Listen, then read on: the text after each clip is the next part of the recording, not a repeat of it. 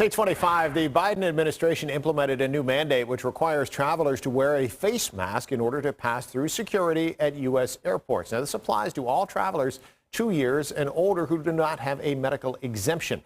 Latest mandate not only for airports and planes, but for rail and bus stations, public transportation.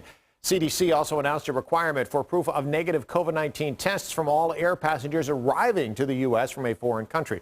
Those are the new rules for now for travelers, but the biggest changes may still be to come. USA Today columnist Christopher Elliott joins us now with more on this. Good to see you this morning.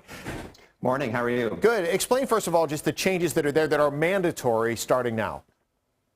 Well, right now you have to wear a mask on a plane in the United States, in a terminal, and on all other forms of mass transit. So that is now a federal law. Before, it was just an airline policy, and that varied from airline to airline. And is there an end date on this?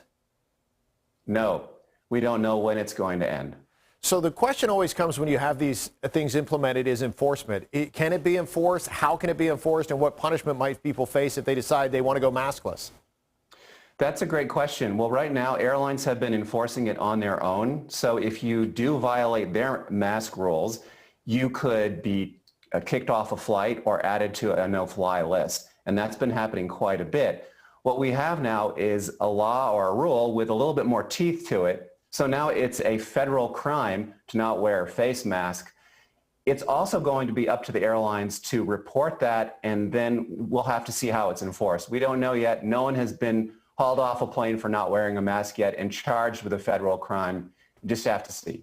The mask is one thing. The COVID test is obviously something else. And we had heard, before about having to have the test taken before you could come to the United States. Is that just for foreign travelers coming to the U.S., or if I travel overseas, do I need one to come back into the United States? That's for everyone. If you're overseas, let's say you go to Jamaica for spring break, when you come back, you have to have a negative PCR test within 3 days of coming back. So schedule your vacation, schedule a test while you're at it. And that's what's going to be my point is it sounds like if you're traveling out of the country, you want to make sure you go somewhere where a test will be available. A lot of the hotels and all-inclusive resorts are offering that as part of their package, that you can go somewhere, take a test within 3 days, and then come back. And the problem, though, is that these are expensive tests. So a lot of folks are just saying, you know what, it's too much. I'm just going to stay in the U.S. Talk about air travel right now, or travel in general, but air travel seems to get the headlines. Do we expect more tightening of some of these restrictions in the future, or do we think that if we see cases, the case rate get better, that we'll loosen some of these requirements?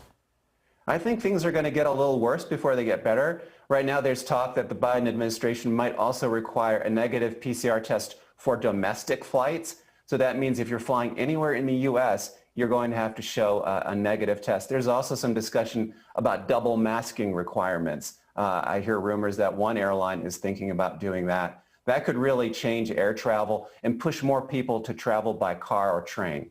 With the tests, will we get to the point where they'll just be available at the airports, perhaps a rapid test you can take before you get on board a flight? And I know that comes with the risk that you get to the airport and then you get turned away potentially from going on your trip. Yeah, well, right now they do have airport tests and they have home tests. So there are a lot of different options that you have. The real issue, though, is the cost. According to Johns Hopkins University, a test can cost anywhere from $80 to $800. That's a lot of money. So people might just decide to stay home instead of traveling. And what are you seeing as far as those trends? Because we know that, obviously over the holidays, we saw airfare really ramp up year to year. Obviously, it's still down, but are more people starting to travel more? And do you think that will change in the next 3 months? People are starting to think about travel a lot more. There's a lot of pent-up desire to travel because people haven't gone anywhere for a whole year. But whether they do or not really depends on how this pandemic plays out. If these dangerous variants that we've seen actually end up being a problem, people will stay home, and we're not going to see travel picking up until the fall or even the winter of this year. Christopher, got to go. Last question real quick, though. The thing we've talked about informally amongst ourselves is the fear that once things do open up, airfare is just going to skyrocket. Do you think that will happen? Without a question, yes. Airlines want to charge as much as possible for their tickets, so as soon as demand comes back, prices will go up. All right. Can we buy now? Should we buy now and cancel? Yeah, you can do that. A lot of airlines have great cancellation policies, so you can buy now. But remember, if you cancel, it's going to be a ticket credit, so you won't be able to get your money back. All right, good to know. Christopher Elliott joining us this morning with some insight when it comes to the future of travel. Appreciate it.